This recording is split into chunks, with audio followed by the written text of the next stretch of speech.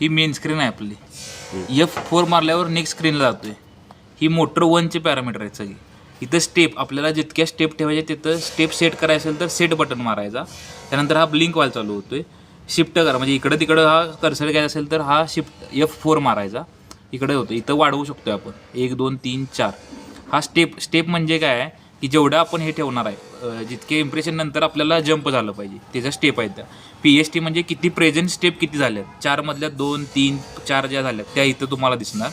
Length जे आपल्याला इम्प्रेशनची length ठेवायची मला जर प्रेझेंटला 0 ठेवायचं असेल म्हणजे जंप करायचं नाही कंटिन्युअस रन तर तिथं ते व्हॅल्यू एक तरी व्हॅल्यू टाकून ठेवायची. स्टेप 1 टाकायची आणि खाली जे लेंथ आणि जे जंप नसेल तुम्हाला करायचा तर जंप लेंथ पण 135 ठेवायची. म्हणजे तुमची लेंथ जी आहे तेवढीच ती खाली ठेवायची. अच्छा.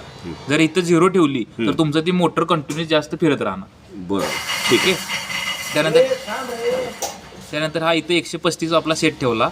हे नेक्स्ट तुम्हाला सेट करायचं असेल तर एंटर मारायचा. खालचा ब्लिंक व्हायला चालू होतोय. परत हे झालं. ह्याची पॅरामीटर सगळी सेट झाली. हा काउंट जो आहे आपला तो टोटल प्रोडक्शन काउंट इथे घेतलेला. त्याला 0 करायचं असेल तर ह्या स्क्रीनवरती जायचं प्रोडक्शन स्क्रीनवरती आणि इथं जाऊन F1 प्रेस करायचं. ठीक आहे.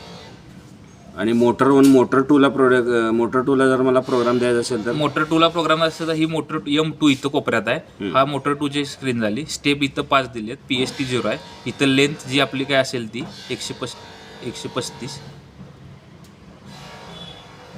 मोटर 2ला प्रोग्राम वेगळा लावू शकतो आपण. प्रोग्राम वेगळा लावू शकतो. पॅरामीटर सगळे असे सेट करायचे. पॅरामीटर सगळे सेम. बटन वगैरे ऑपरेटिंग सगळं सेम.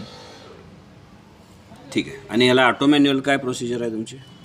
ऑटो मॅन्युअल हा इकडं आहे. हा ॲटो इकडे टाकल्यावर मॅन्युअलमध्ये हा मोटर 1 सेंटरला ऑफ. इकडं मोटर 2 सेंटर ऑफ. परत इथं मोटर 1 घेतला की इथं तुमचं इंचिंग चालू होतं.